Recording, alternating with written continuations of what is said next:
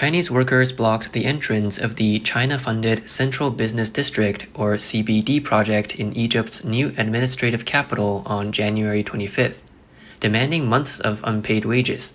Despite the project nearing completion, workers have not received their salaries, and with Lunar New Year approaching, they are desperate to return home with their earnings. The CBD project is a flagship initiative under China's Belt and Road Initiative, BRI, and the largest project undertaken by China's State Construction Engineering Corporation, CSCEC, in Egypt. Like many other BRI projects, most workers were recruited from China, and the practice of wage arrears persists. Netizens reacted with frustration, saying that this incident exposes the long-standing issue of Chinese companies withholding wages. One user remarked, "Now the world sees how Chinese companies operate. Who would still trust them to invest and build factories?" Others questioned whether foreign governments would suppress their own workers to protect Chinese interests. Some criticized Chinese firms for only exploiting their own citizens, and said, "Why don't they try withholding wages from foreign workers? Would they dare shortchange Russian workers? Chinese companies only target their own people." Xi Jinping and Egyptian President Abdel Fattah el-Sisi witnessed the signing of the agreement between China's State Construction and Egypt's Ministry of Housing in 2016. CSCEC formally secured the $3 billion contract in 2017. The project, located 50 kilometers east of Cairo, covers 628,000 square meters and includes 20 high-rise buildings, such as commercial towers, residential buildings, and luxury hotels. The 385.8-meter iconic tower, Africa's tallest building, was meant to symbolize Egypt's modernization, but it is now overshadowed by wage disputes. Social media users as early as August 2024 had warned others against working for CSCEC due to unpaid wages. One worker posted, "This is China's largest overseas construction project under the Belt and Road Initiative, and is nearing completion. Yet, despite months passing, wages remain unpaid." Another noted that workers had already protested outside CSCEC's Egypt office in September 2024. This strike is not an isolated incident, but another example of the numerous wage disputes that have led to worker protests at Chinese-funded overseas projects in recent years. A video circulating on X on January 22nd allegedly showed another wage protest at a CSCEC project in Indonesia, where Chinese workers gathered to demand unpaid salaries. Previously, BYD, a leading Chinese electric vehicle manufacturer, faced allegations of exploiting construction workers at its new factory in Brazil. Workers, mostly from China, endured harsh conditions, and 60% of their wages, along with their passports, were withheld. Those seeking to terminate contracts had to pay high fines, effectively making them forced laborers. Brazilian authorities intervened, halting the factory's construction. Stricter oversight in host countries would likely reveal similar abuses across BRI projects in Africa, Southeast Asia, Latin America, and Central Asia. Many of these nations have weaker governance, allowing Chinese firms to operate with impunity. However, as one netizen pointed out, wage exploitation primarily targets Chinese migrant workers. Chinese companies employ several coercive measures to control workers abroad, including confiscating passports and using non-work visas to restrict mobility, withholding wages with promises of full payment upon project completion, and imposing high contract termination fines to prevent workers from leaving. Delayed wages often go unpaid. On December 11, 2024, a Chinese worker, Mr. Tsai, told Chinese media that after working in Côte d'Ivoire under a contract with Qingjian Group, he was promised full payment within 2 months of returning home. However, 4 months later, he had only received 7,500 yuan out of the 150,000 yuan owed. He was hoping that exposure by the media will help him recover his remaining wages. Mr. Li, who returned to China 6 months ago, is still owed nearly 100,000 yuan in wages. According to Sun, a manager at Qingjian's overseas project division, the wage arrears at the Côte d'Ivoire site have persisted for a long time due to delayed project payments. He stated that legal action was not ruled out. However, no further updates have been reported, leaving the final outcome uncertain. Based on past cases, the chances of workers recovering their unpaid wages remain slim. New York-based China Labor Watch has documented widespread forced labor in BRI projects, covering about 2/3 of the globe.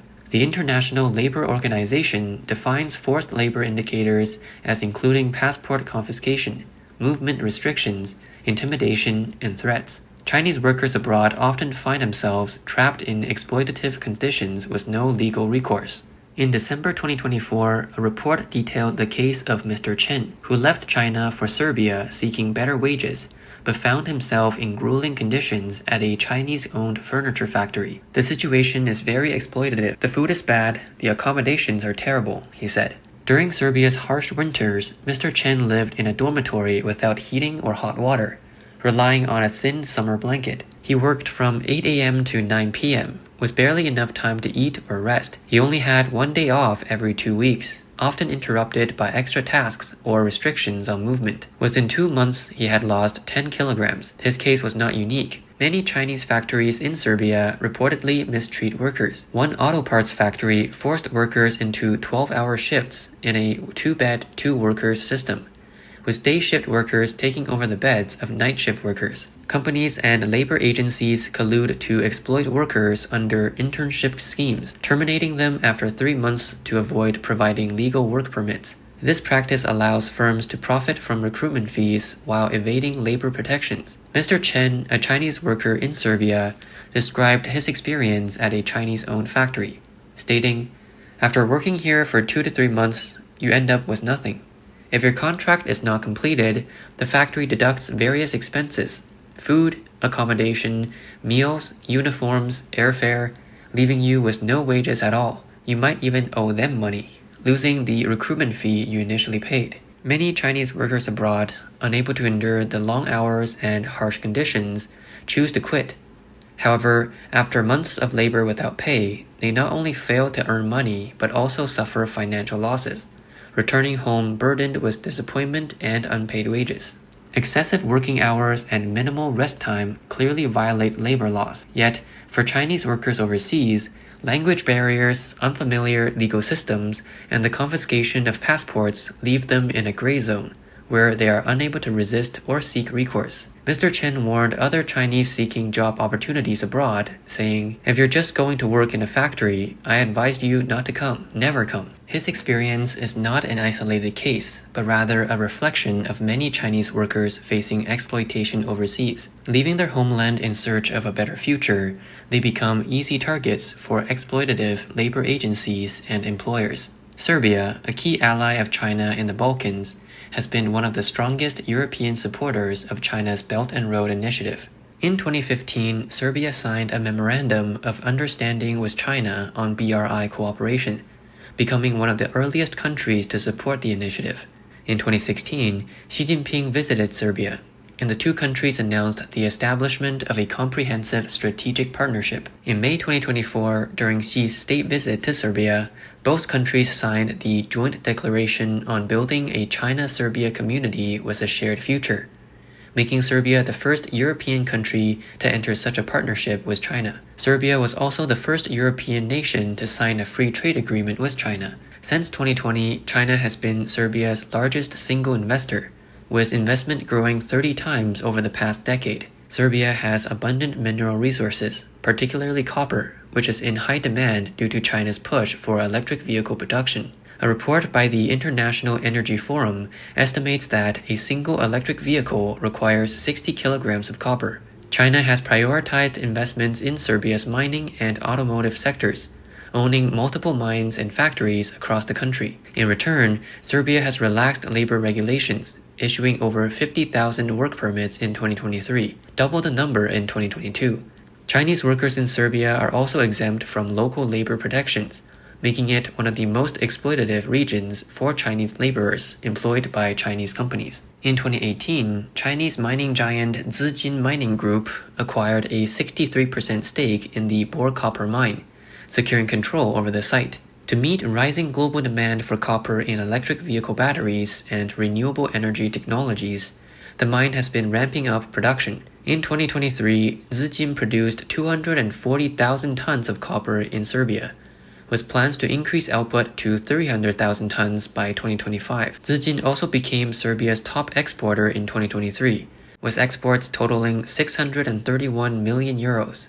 Zijin's boar operations employ over 6,000 workers, most of whom are Chinese. Workers interviewed by China Labor Watch revealed they are required to work 6 days a week, 12 hours per day, totaling 72 hours per week, exceeding the 40-hour limit set by both Chinese and Serbian labor laws. Despite the excessive hours, workers do not receive overtime pay. Working conditions in the mine are described as harsh, with extreme heat and humidity posing serious health risks, including skin cancer and respiratory diseases. Safety measures are inadequate, leading to frequent workplace accidents, putting workers' lives in danger. A truck operator at the mine described working more than 14 hours per day for the past 3 years, with blasting and drilling operations often extending to 18 hours. He said, "We haven't been paid in months. We work day and night without rest. I don't even have money to buy socks," one worker said. The food and accommodation are terrible. Many people couldn't endure it and have already returned to China. For many workers, however, quitting is not an option. They paid substantial fees to Chinese labor agencies for their job placements and cannot afford to lose their positions. One worker explained, "If we demand our wages, we will be in conflict with the company and lose our jobs. We have no choice but to endure it." A local mining engineer noted that Chinese workers are forced to tolerate conditions that Serbian workers refuse to accept. He said, "China does not respect its own people. They see workers as disposable. These factories maximize labor exploitation, hiring workers for a few months and then replacing them." At another Chinese-owned factory, Linglong Tire, forced labor practices are reportedly similar to those at the Boer mine. Workers from China, Southeast Asia, and India have their passports confiscated upon arrival. They pay high recruitment fees and have most of their wages withheld by the company. Critics argue that Chinese firms only exploit their own citizens while being more cautious with local workers to avoid violating labor laws. However, recent developments suggest that Chinese companies are now extending their exploitative practices to Serbian workers. In December 2024, at Mintz Automotive Europe, a Chinese auto parts company in Sabac, Serbian workers were asked to return previously paid overtime wages. The incident triggered public outrage. A female worker at the plant told Nova.rs that employees work extensive overtime hours, which had been properly compensated in the past. However, in December, they were suddenly told to repay their overtime wages. She explained that because Chinese workers routinely work 12-hour shifts, management asked if Serbian employees would be willing to do the same so they can earn more. The worker emphasized that this was not a direct order, but rather an invitation to those willing to work extended hours. She noted that employees who worked nearly every day of the month could earn up to 150,000 Serbian dinars, approximately $1,335. However, she described this amount as disproportionate to the extreme workload. Plus, this was already including overtime pay. Given that Chinese workers are rarely compensated for overtime, she noted that their wages must be significantly lower. Since June last year, workers had been receiving overtime pay, but in December, management demanded that they return the previous month's overtime wages, leaving employees frustrated. Even Serbian workers have little recourse, as the Sabac mayor is reportedly aligned with the factory management and frequently visits the plant, raising concerns over government collusion with the company. Mintz Automotive Europe is one of the largest Chinese investments in Serbia and the biggest employer in Loznica. Serbian President Aleksandar Vučić attended the opening ceremony of the Loznica plant, underscoring its economic significance. Mintz operates 2 factories in Serbia, located in Loznica and Sabac, with a third under construction. The company also announced plans to build an additional facility in Loznica. The extensive use of Chinese labor in Belt and Road Initiative projects and Chinese overseas factories has been a long-standing point of controversy. Many host countries demand a higher proportion of local hires to boost employment and transfer skills.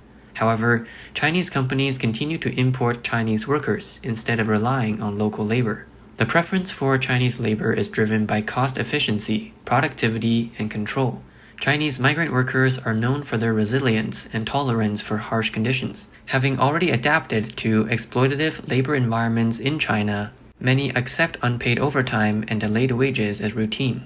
They are more likely to obey authority and accept unfair treatment without protest, even when their rights are violated. Legal recourse is nearly impossible. Isolated in foreign countries with no understanding of local laws and unable to speak the language, they have no means of defending their rights. Chinese companies also confiscate passports and withhold wages, further tightening control over their workers. In some cases, local governments turn a blind eye, allowing exploitation to persist unchecked. Chinese migrant workers abroad find themselves trapped in a system of modern slavery with no protections or support. Meanwhile, new waves of Chinese laborers continue to be sent abroad under Belt and Road projects, unknowingly walking into the same cycle of abuse, their stories repeating country after country.